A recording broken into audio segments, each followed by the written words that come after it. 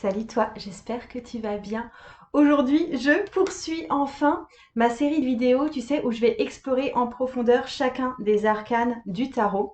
Et aujourd'hui, on va parler, attends, je te montre les cartes, on va parler du 6 de bâton. Donc, si c'est pas encore fait, je t'invite vraiment à voir avant. Si c'est pas toutes les vidéos sur les arcanes majeures, au moins peut-être les vidéos sur les cartes de bâton parce que ça va t'aider aussi à ce que je vais te dire sur ce 6 de bâton. En tout cas, j'ai hâte, enfin j'avais super hâte de te faire cette vidéo. On y va tout de suite.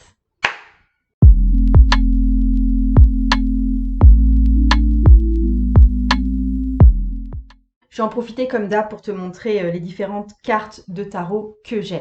Donc avant tout, dans le tarot de Marseille, parce que la signification dans le tarot de Marseille est assez différente que dans le tarot Rider-Waite-Smith.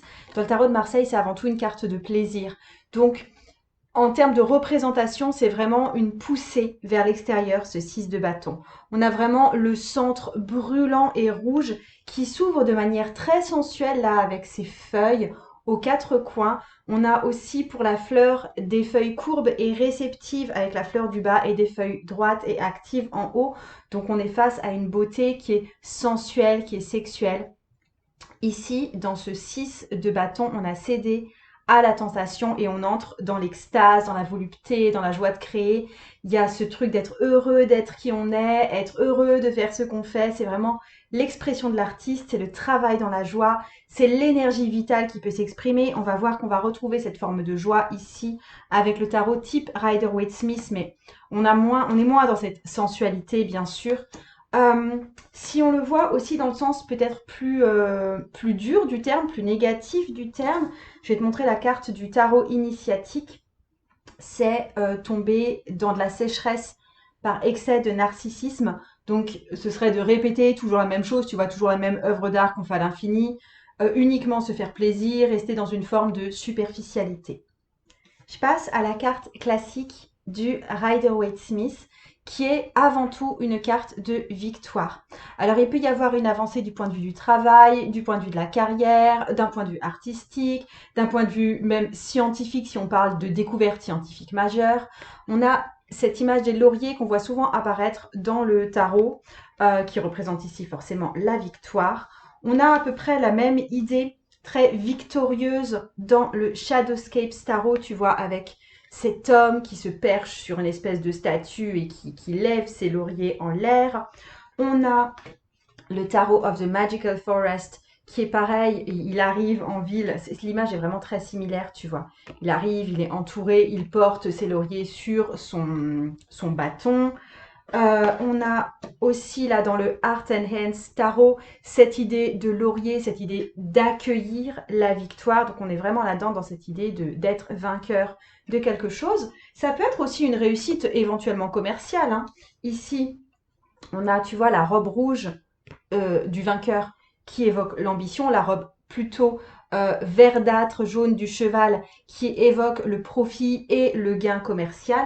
Donc on est vraiment face à un but qui est achevé, un obstacle qui est franchi. C'est vraiment aussi l'image du coureur qui passe la ligne d'arrivée du marathon, qui est vraiment représenté comme ça, tu vois, dans le Urban Tarot. C'est les derniers mots d'une longue dissertation qu'on a faite, tu vois, il y a vraiment cette idée d'achever le travail. Alors après, on peut se demander qu'est-ce qui a été gagné? Est-ce qu'on a gagné la bataille ou on a gagné la guerre? Et on voit qu'on peut se réjouir ici d'un succès, mais le message sous-jacent, c'est qu'il y a encore de la route à faire avant de pouvoir vraiment dormir en paix. Il y a peut-être encore plus de succès et de gloire qui est éventuellement possible. Je trouve que ça, on le voit bien dans la carte du Hermétique Tarot. Tu vois, où c'est très brûlant. Il y a quelque chose de l'idée de porter quelque chose vers l'avant. Pour le coup, ça ressemble aussi pas mal à la carte du tarot de Marseille. Cette carte, c'est aussi vraiment le retour du vainqueur. En fait, il y a quelques pièces de Shakespeare qui commencent avec le retour d'un vainqueur. Il y a un héros qui revient à la maison pour offrir les cadeaux qu'il a gagnés à la guerre, toute la victoire, tout le succès. Ça, on le voit aussi, je trouve, dans le Oak, Ash and Thorn Tarot. Tu vois, avec cette idée d'être acclamé. Et avec le goût de tarot, je trouve qu'il y a aussi cette idée de, tu vois, d'arriver quelque part, de retour, d'être vu au loin avec tout son équipage. Et en fait, quand Pamela Coleman Smith, elle a dessiné ce 6 de bâton, elle était imprégnée de son univers scénique, étant donné qu'elle travaillait beaucoup dans le monde du théâtre. Et c'est sans doute cette image qu'elle a recréée. C'est vraiment, quand la bataille est gagnée, il y a le héros qui revient à la maison sur son cheval et il est acclamé par la foule qui l'attend vraiment là pour, tu vois, pour célébrer sa bravoure. Je trouve vraiment que c'est cette image-là. Oui, juste si tu veux retrouver tous les tarots que je te dis, je te les mets en liste en dessous de cette vidéo, comme ça tu pourras voir exactement comment ça s'orthographie, de quel tarot est-ce que je suis en train de parler. Je continue. Avec cette idée de victoire, de rentrer au bercail, d'être acclamé, il y a une idée d'être reconnu. C'est une carte qui montre les compliments qu'on reçoit, les retours positifs sur ce qu'on fait. Donc ça peut être promu au boulot, c'est recevoir un diplôme, c'est être félicité en général, ça indique une forme de promotion. Je te montre ici la carte du 6 de bâton dans The Lost Forest Tarot, parce que je trouve qu'il y a cette idée de rayonner, tu vois, d'être vu. Et on l'a aussi dans le Heartcrafters Tarot. Alors, la fleur ici, c'est Nasturtium. C'est une fleur vraiment de félicitations et de célébration. Et on est devant une scène, tu vois, limite une cérémonie de célébration. Au niveau intérieur, on peut vraiment se sentir le roi du monde. Attends, je vais te le remontrer ici, parce que je trouve que c'est vraiment l'idée, tu vois. On est invincible, enfin, on se sent invincible après une grande réussite. C'est vraiment une carte, du coup, de confiance en soi, de croire que tout est possible. Après, la question qu'on peut se poser ici, c'est comment est-ce qu'on se sent vraiment vis-à-vis de cette victoire? Est-ce que le fait qu'on reçoive beaucoup de reconnaissance, ça suffit à se sentir heureux et accompli? Parce que c'est une carte qui, oui, qui indique la victoire, mais qui indique pas forcément la satisfaction. Je te montre ici dans le Nicoletta Cecchioli, on a cette image d'avoir pris de la hauteur, tu vois, mais en même temps, c'est pas une image qui est gaie ici. Le visage de cette petite femme reste quand même assez fermé. On est également face vraiment à une phase de leadership. C'est le fait d'amener les autres à la victoire. Le 6 de bâton, c'est vraiment la carte du leader. Et on le voit dans pas mal d'autres jeux de tarot. Là, on a le Lion Strider Tarot, où je trouve que c'est vraiment, tu vois, le personnage puissant qui s'impose comme chef. C'est une personne qui peut avoir la tête dure, qui peut être impulsive, qui peut être pleine d'assurance, qui peut aussi être très égocentrique, et qui assume le commandement en n'importe quelle circonstance et qui sait gérer les situations difficiles. Il inspire confiance pour ça. On l'a aussi dans Tarot of the Divine avec cette combattante, tu vois. C'est vraiment une personne qui aime les challenges et qui est sans doute sans pitié envers ses adversaires. Et on a cette combinaison, tu vois, entre force et spontanéité avec ce 6 de bâton. On est prêt pour l'aventure, on est prêt pour se battre. Et plus la compétition est dure, mieux c'est. Ça, je te montre le Brady Tarot, du coup, tu vois, avec cette buse ou cet aigle qui combat ce serpent. Et en même temps, alors pour le coup, moins dans le Brady Tarot, mais plus vraiment sur le Lion Rider, et puis sur ces images où ça suggère l'idée d'une foule qui porte d'autres bâtons, tu vois. Il y a vraiment une idée de loyauté et d'attention envers ceux qui sont en dessous de soi.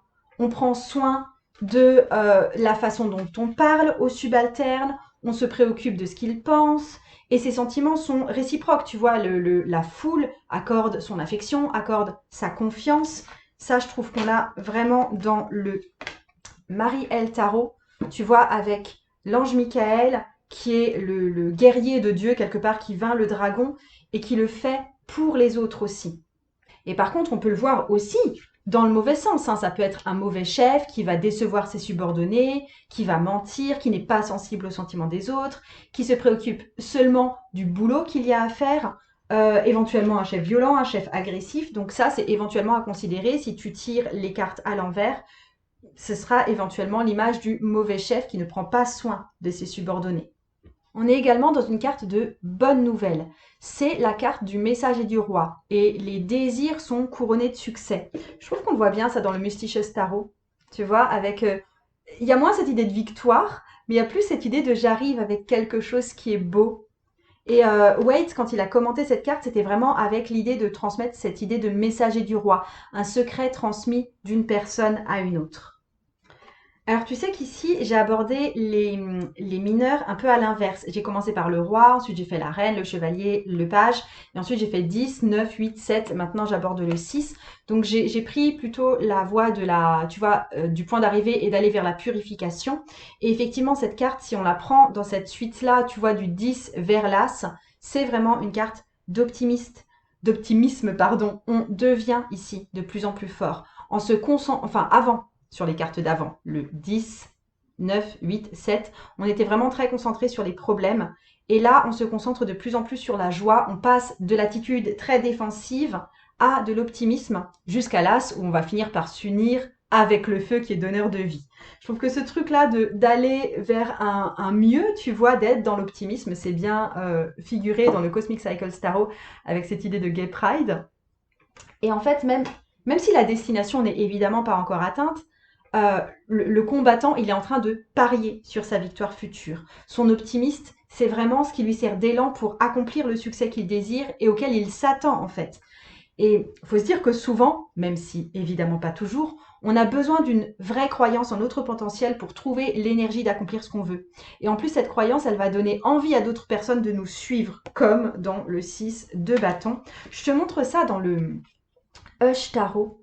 Alors, je ne sais pas si tu vois bien, mais si c'est c'est une petite fée ou un petit elfe qui est sur le dos d'un espèce de rossignol ou de pinson, pardon. Et en dessous, il y a marqué en français, alors que c'est rare que ce soit écrit en français dans le Hush Tarot, il y a marqué Je n'ai pas peur, tu vois, c'est cet optimisme de toute façon, on va y arriver.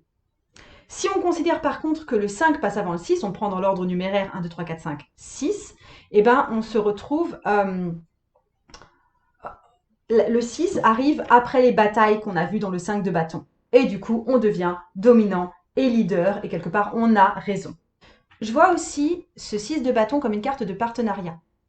Il faut se dire que le leader n'est rien sans le soutien et l'aide de ses suiveurs. Donc cette carte, elle montre aux relations d'interdépendance nécessaires qui existent entre le leader et les suiveurs, entre le conférencier et son public. Si tu veux réussir, tu es obligé d'avoir cette masse qui va te porter. Je trouve que c'est bien figuré ici dans le New Immortal Tarot. Tu vois, on a cette roue et cette idée d'interdépendance. On retrouve d'ailleurs l'idée de la roue dans le Heart and Hands Tarot, tu vois. Et pour cette idée de réussite en commun, on l'a aussi dans le Helgoliath Tarot avec l'idée de ruche, tu vois, d'être porté par un succès commun. Donc on est face à une carte de confiance en soi et de fierté qui nous vient quand on a résolu un problème. Le travail est reconnu, on se sent mis en avant par les personnes autour de nous. Mais là, il y a un point d'attention à avoir avec cette carte, c'est que la fierté peut nous faire oublier d'où on vient et qui nous a aidés sur notre route. Je trouve qu'on le voit super bien dans le Line Strider Tarot, le tarot du funambule, avec ce mec, limite on dirait une statue, quoi. C'est plus un être vivant, tellement il est fier et tellement il se la pète, tu vois, c'est assez stalinien comme pose. Enfin, comme pose, comme image propagande, tu vois. Donc, il y a ce truc d'être trop fier pour vraiment avoir un impact qui continue d'être utile, en tout cas. Donc, le fait d'avoir des dons et de l'influence qui peuvent vraiment aider les autres, ça implique qu'on prenne la responsabilité d'être au service des autres. Je cite Spider-Man, un grand talent implique de grandes responsabilités. Non, un grand pouvoir implique de grandes responsabilités. Bon, je glisse toujours des citations hyper intellectuelles et qui font partie de la culture populaire, et c'est très important. Mais bref, on va utiliser nos compétences pour apporter la victoire à ceux qui sont concernés. Et en faisant nos choix, on doit prendre en compte si notre motivation vient vraiment du cœur, vient vraiment de l'amour, c'est-à-dire ça va nous mener vers de la compréhension, vers de la liberté. Et je trouve que ça se voit bien ici dans le Primordial Tarot, qui est vraiment une carte assez douce en plus pour une carte de bâton, tu vois. On voit vraiment cette femme qui est tournée vers le sol avec beaucoup d'amour, je trouve.